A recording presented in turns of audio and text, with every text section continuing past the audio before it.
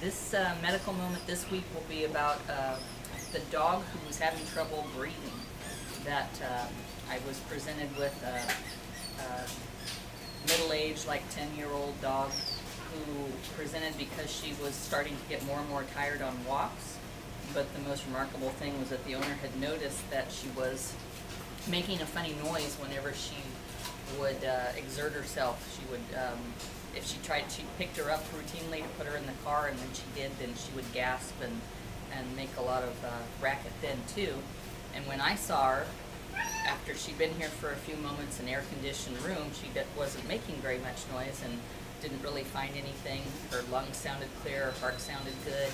I didn't see anything in her mouth or anything going on, but when I would make her move around, I could hear a noise that, when I listened to her, it sounded what we would call stridor, where it sounds like it's all coming from the neck up, rather than being any coughing or wheezing or anything in her chest cavity. So if I have a dog who's from the neck up, then you think obstructive airway disease. One of the things that we are very concerned about would be if a dog is having trouble breathing, that we look at their gums, their tongue. They should be pink. They shouldn't be blue or purple. They shouldn't have a bug-eyed appearance like they're gasping for breath and in distress. And at the time that I examined her, she was making a little bit of wheezing noise and a stridor, but not really any distress.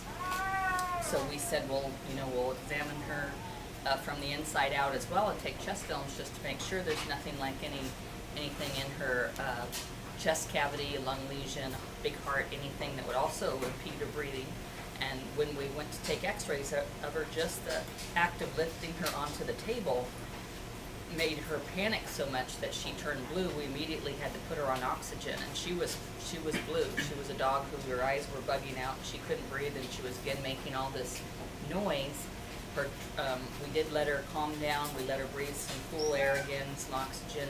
And when we did take x-rays, moving very slowly and doing it, with as little stress as possible, we didn't find anything in the chest films to indicate that there was anything like a mass, fluid in her chest, a big heart, anything that would make her have breathing problems.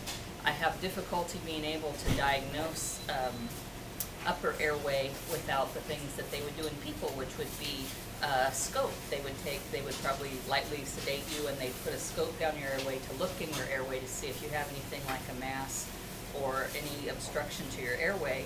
But the symptoms of this older dog having this stridor, making this wheezy noise, and getting more and more distressed when she tried to breathe, then we have a very common thing, unfortunately, called laryngeal paralysis. So that's what I was presuming was going on with her without being able to put a scope down her and to sedating her. So what we did is we put her on some anti-anxiety type medications. That antihistamine was something just to make her calm.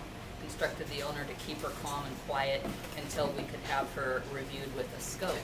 The specialist did scope her and found that she indeed had laryngeal paralysis, and that's where your vocal folds are supposed to close off your airway so that you can swallow and not have food and saliva go down your airway. And they also make sounds for us when we speak and talk and bark, so that if we have those vocal folds become paralyzed, they just hang there like a trap door that can't open. The harder you try and breathe, the more that you'll sucking those air folds, those vocal folds down into your airway, and then you panic, and you can actually even pass out and die the more panicky and stressed that you get. So the main thing was to keep the dog calm and quiet and cool and not have any impediment to getting air down her airway. So what they did do is they sedated her, they scoped her.